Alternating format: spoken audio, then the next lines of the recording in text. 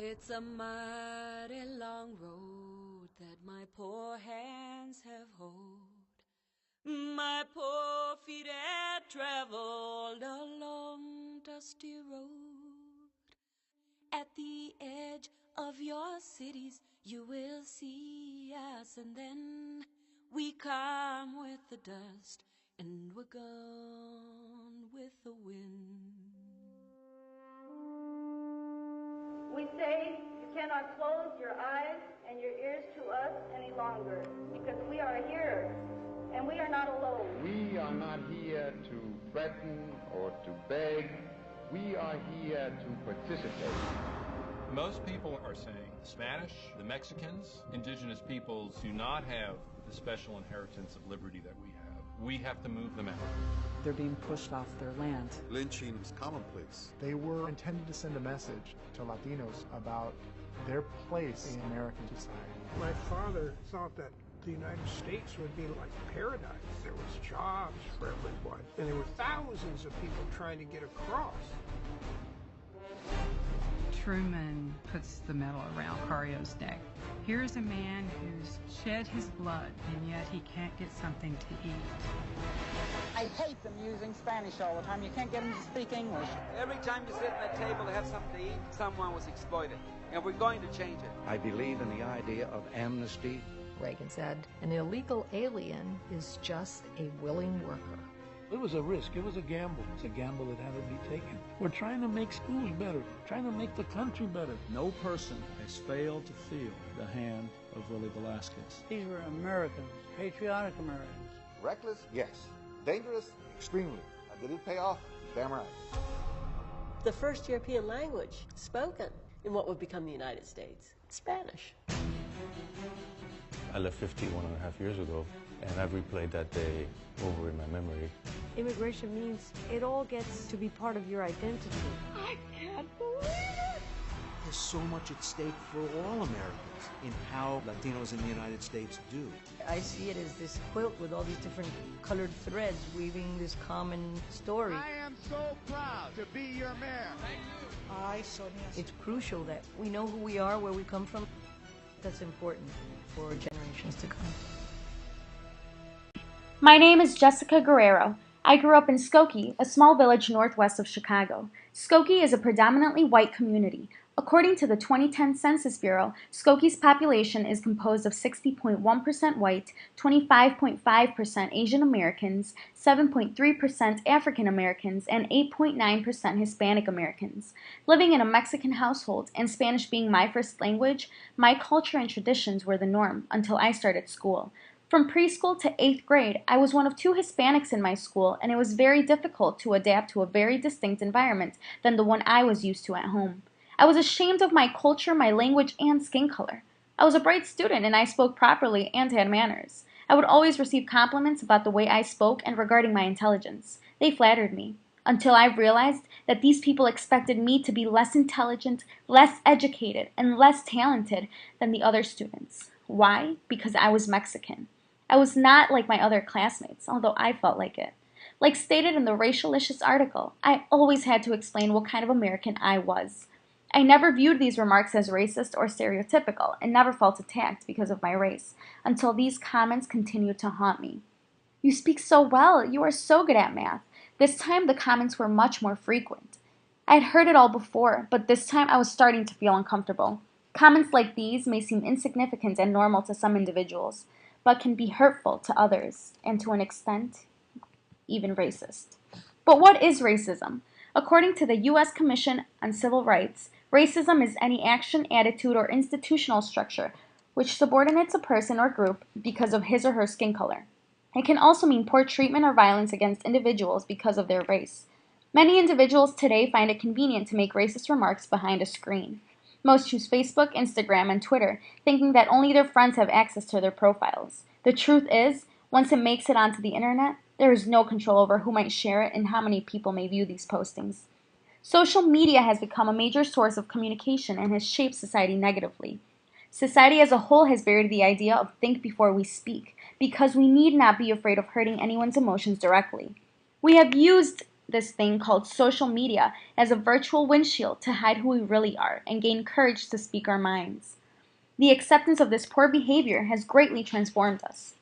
As mentioned by the ENCA News, if Facebook were a country, it'd be the third largest country in the world. The low cost of portable technology has facilitated access to social networks, thus increasing the use of these social networking sites. 80% of Twitter users access their accounts on a mobile device, making it easier to access their accounts and post at any time. Schools are encouraging the use of this technology by introducing iPads to elementary, junior high, and high school students. It is logical to introduce these gadgets to the younger generation because of the technological advances. However, the lack of education is harming them. We encourage the use of apparatuses that facilitate access to sites such as Facebook, Instagram, and Twitter, but we are not teaching them the proper way to use them. No one person is anonymous regardless of all restrictions applied to his or her profile, and people seem not to be aware of this, so racial incidents continue to arise. Hepburn claims that middle schools should require technology education to improve students' media literacy.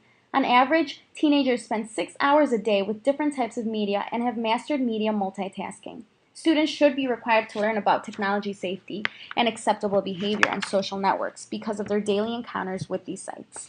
According to Goldsmith, since the increase in social media access in the last few years, porn access online has decreased. Her theory is that because of the popular social network sites, 18 to 24-year-olds have less interest in porn. This seems like an improvement. However, they are not using these sites responsibly. According to Federal Bureau of Investigation statistics, most hate crimes are related to race, and the number of anti-Latino hate crimes increased by 33% since 2003. Recently, 3 celebrities have been victims of online racism through social networking sites, also known as cyber racism.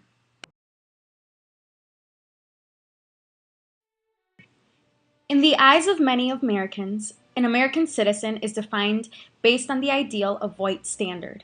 We are conditioned to think blonde hair, light-colored eyes, and light-skinned as the typical American. Sebastian de la Cruz, Mark Anthony, and Nina Davalluri, all of who are American citizens, have been criticized for misrepresenting America and judged by their un-American appearances. Sebastian's pitch-perfect national anthem interpretation was criticized because he was wearing a mariachi suit during his performance, but that did not impact his exceptional performance, where he represented the Hispanic American community with pride. Fulgencio stated in his article, "Anyone that sings the national anthem does it with pride and joy, and that is what should matter, not the color of the person's skin or what they are wearing." El Charro de Oro, Sebastian de la Cruz.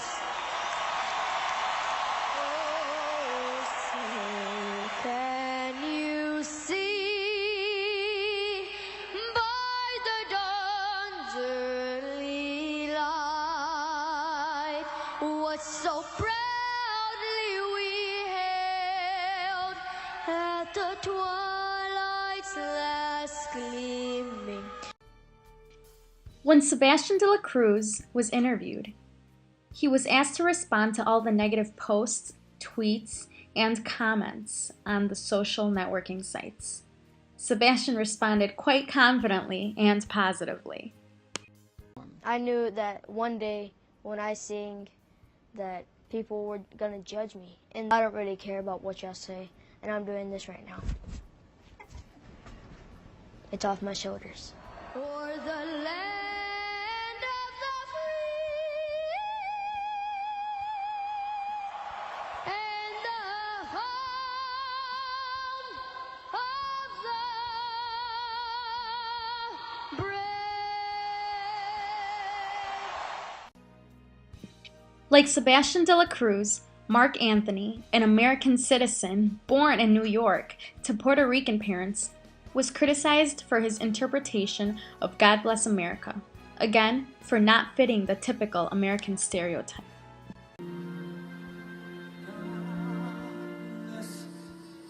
America,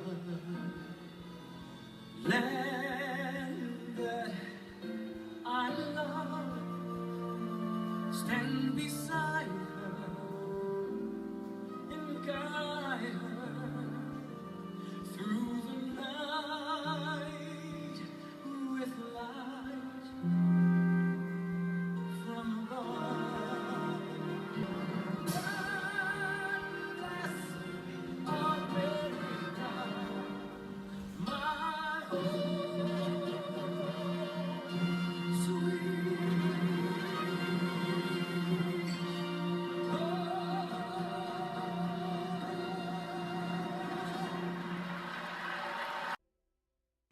When interviewed, Mark Anthony made sure he got things cleared up with the public.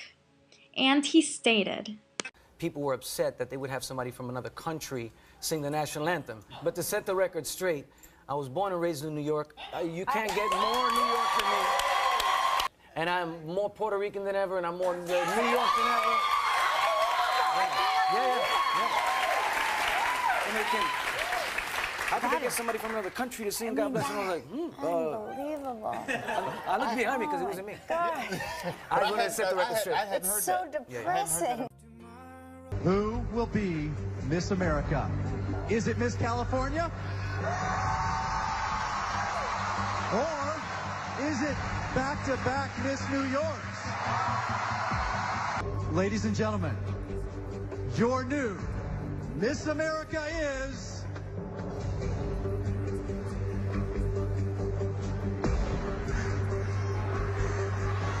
Miss New York!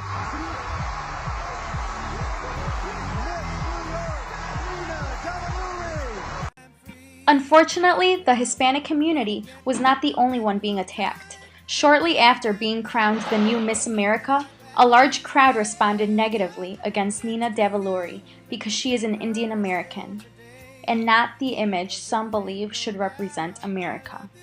Social media users quickly posted racist comments and tweets in discontent. Later, when interviewed, Nina responded eloquently.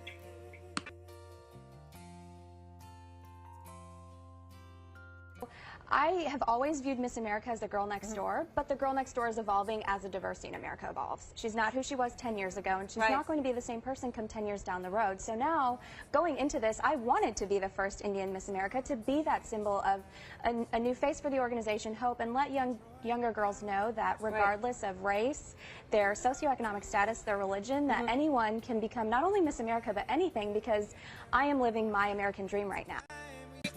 As American-born citizens, these three individuals have the right to participate in these events as any other American, since soon there will be no white majority. These overt forms of racism should be punished. To a handful of individuals, this is common sense, but a vast majority is not aware of the misuse of social media or the harm that is caused by a simple comment. We must spread awareness of this issue and put an end to cyber racism.